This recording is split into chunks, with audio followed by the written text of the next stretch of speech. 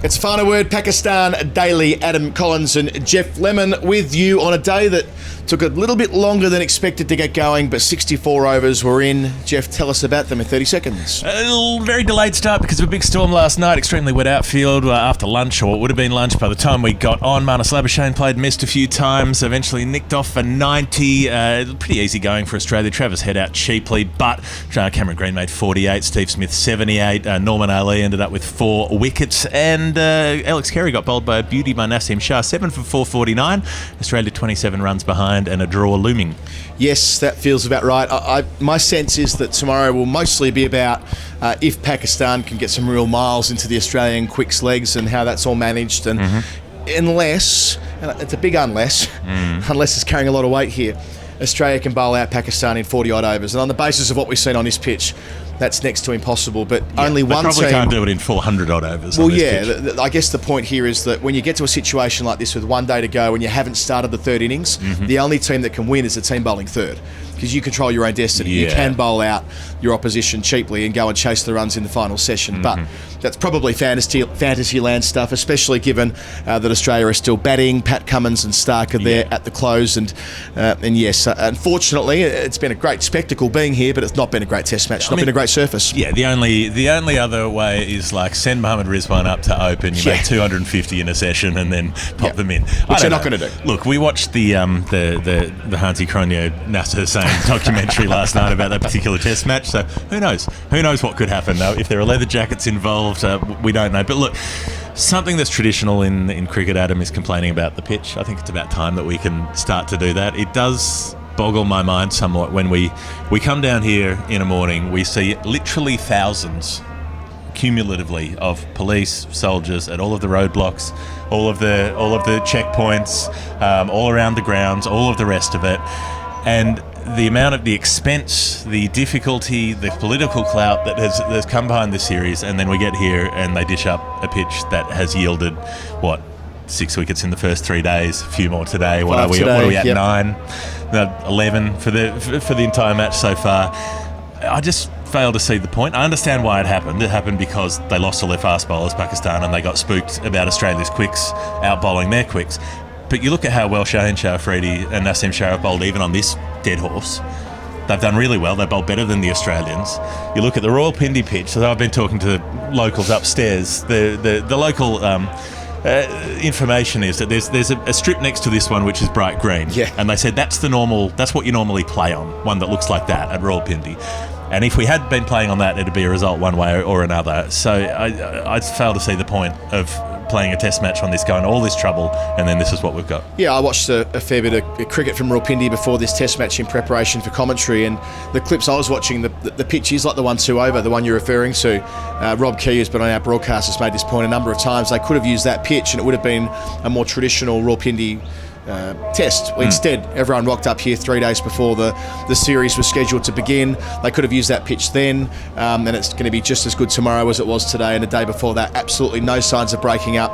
And what rough there is there, and Norman Ali accessed it by going over the wicket late in the day and netted a couple of wickets with a little bit of batsman error by changing that angle. But very defensive bowling, like leg side trap bowling. He got Smith gloving down the leg side trying to sweep. I didn't mind it. Yeah, the Smith dismissal and the Green dismissal are a function of doing something different and hitting the rough. He wasn't able to access the rough when he's a very sidearm bowler, right? So low, slingy sidearm, very wide of the crease through the umpire. How are you getting it over to the rough? That's your only weapon as a spinner with a pitch that's doing nothing. It's what footmarks you have to work with. And until, I don't know, an hour after tea today, he didn't even bother. I thought it was absolutely fine that he did that he used that tactic in the circumstances. It's more just that the fact that he had to resort to that tactic. Yeah. That was the only option available to him, was bowl 2 feet outside Steve Smith's leg stump and try to draw a mistake. And he did. It worked.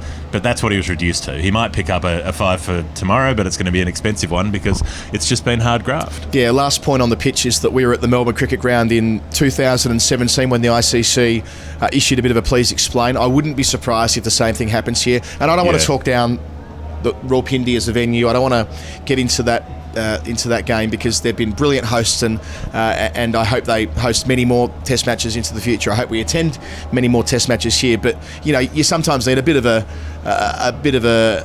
shot through the senses, a boot up the date. And when Melbourne got that, it's now one of, if not the best pitch in the country. So it can be a process in improvement here. And I see your point too about the reason they did it and the mistake in the rationale, because one of their biggest weapons, if not their biggest weapon, is Shaheen Sharafredi, and he's been neutralised by virtue of the surface. And had lots of miles put into his legs as well. Exactly. It's that lack of boldness of backing your best players, and if you back that fast bowling pair, all it takes is for them to pick up 3 or 4 wickets at the top of an innings, and suddenly you're in control of the Test match. So it's disappointing they haven't had that chance, and I hope that something is done to remedy that for the next 2. Marnus Labuschagne was gutted when he got out. He played the most exquisite clip through mid-wicket the moment that Shaheen Sharafredi went around the wicket from the pavilion end. Next ball, well wide of the off stump. Just a little bit of reverse swing, I suppose it was reverse swing, away, and he went for the expansive drive. Not a lot of footwork, and he nicks through to Shafiq at first slip, falls for 90. Labuschagne has a pretty good conversion rate in recent times after making a lot of 50s at the start before his first 100, but he'll be gutted with that because he looked locked on for a big 100. He was faultless to that stage. And the same can be said for Stephen Smith, who, as you say, fell for that trap outside the leg stump, but he really could have done with a ton. Geoff, you were crunching some numbers earlier today about he never was the kind of guy who fell between 70 and 100, and now he's doing it quite a bit. He's made 1 century since Manchester 2019. Well, talk about conversion rates. That's what it's all about. The number. So he had that 4.5 year period where 71 was the number I used as the cutoff. If he got past 71, 22 times he made 100 and 2 times he got out between 71 and 100 in that period. So 22 out of 24 he converted. Since then, and that goes up to that shit pitch at Melbourne for the the 2017 Ashes Test. After that, he's got past 71 14 times and he's got out 9 times before he's made 100.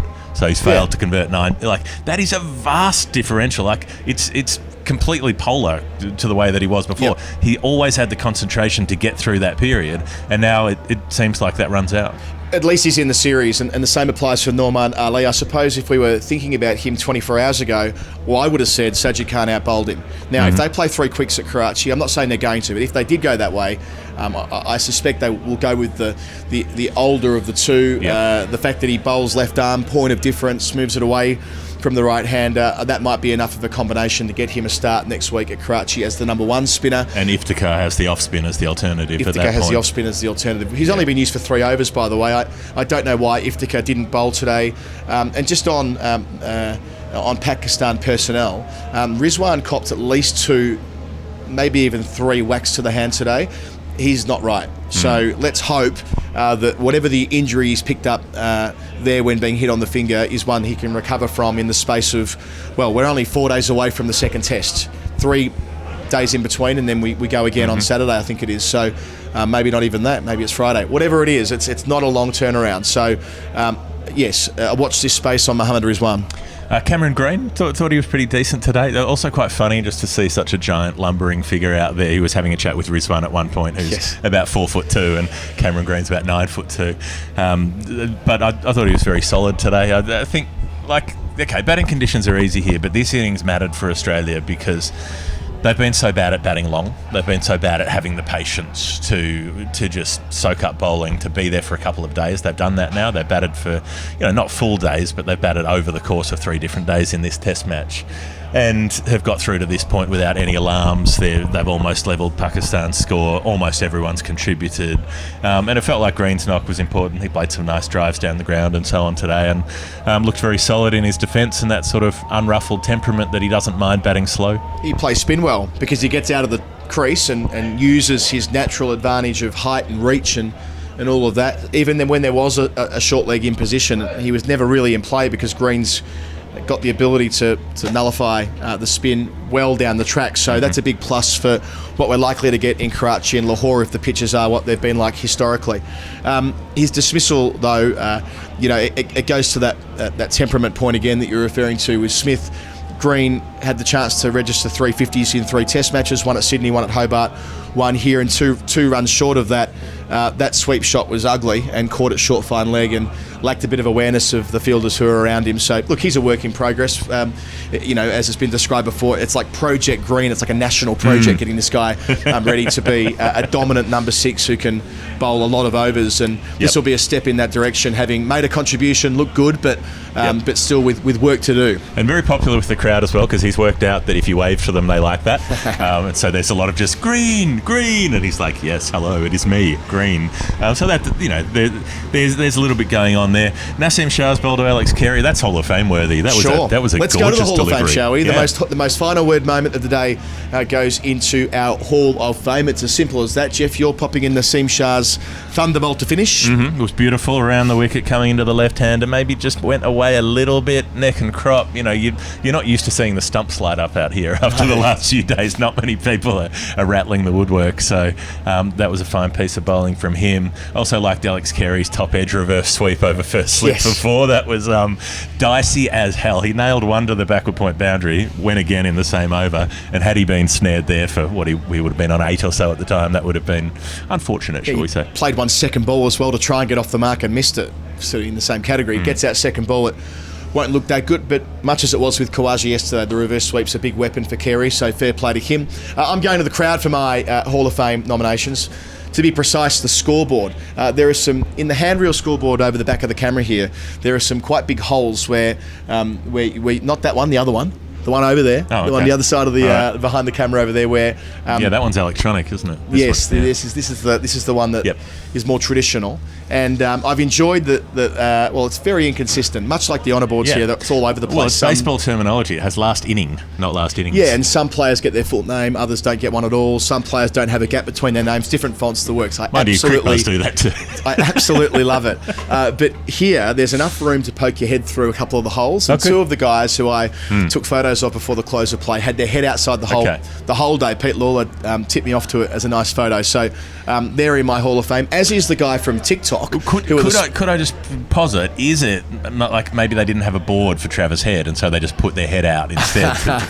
It might well be. A guy from TikTok who was juggling in the crowd. He was throwing 5 rings up in the air, and the crowd were barely watching. I'm like, what's the guy got to do to get some attention around here? But anyway, all the fun of the fair. One more I'd throw in would be Babar Azam giving himself an over when bad light was coming in and they had to bowl spinners, and the cheer from the crowd at seeing their captain bowl some part-time filth. I loved that. That was beautiful. Speaking of, what about Imam Al-Haq? Andrew Wu, our colleague from the Herald, made the point that he walks up like Shane Warne, and he absolutely does. I mean, he doesn't bowl like Warney, but he approaches the crease that way. So that was a nice touch to see a leg spinner getting a brief opportunity. Well. He when he bowls leg breaks, he's got a little bit of the Warney in the walk-up. And he didn't get a bowl. No, he didn't get to bowl, and Yasir Shah's not playing, but he taught himself to bowl watching Shane Warne on YouTube. So, there are a lot of Shane Warnes in Pakistan, put it that way. That would have been a Hall of Fame moment there, by the way. Mitchell Marsh is batting against Mitch Swepson at the moment in the middle, and our TV colleagues are beneath us here. Nerily Meadows, Buzzard Khan, Simon Kadich, and heads you might have heard through. He nearly took them out with a long bomb straight. Thankfully, that's not in the Hall of Fame. Geoff, let's wrap it up there. It's been the Pakistan Daily. If you like what you do, if you like what we do, tell your mates. Maybe you just like what I do. Maybe you can't stand Adam, but you just tune in to listen to me. That's fine. I'm okay with that. I'm okay with that as well, as long as you're listening, subscribing, and telling your friends. I will say, Adam, I did a live stream with our colleague Rizwan, who's the YouTube king of Pakistan, yesterday, out in the car park, and all of the comments come up, and probably half of them were like, "Aha, you are a friend of Adam Collins," and I'm like, "Yes, I am. Thank you. Nice to be appreciated in my own right." Thanks for noticing. Yes. All the usual places: comment, like, subscribe, tell your mates. If you're a prospective sponsor as well, drop us a line. We don't have a sponsor for this show. We probably should. finalwordcricket@gmail.com. All right, I love yous all. Adam Collins, Geoff Lemon. It's been the Pakistan Daily. Let's do it all again tomorrow. See ya.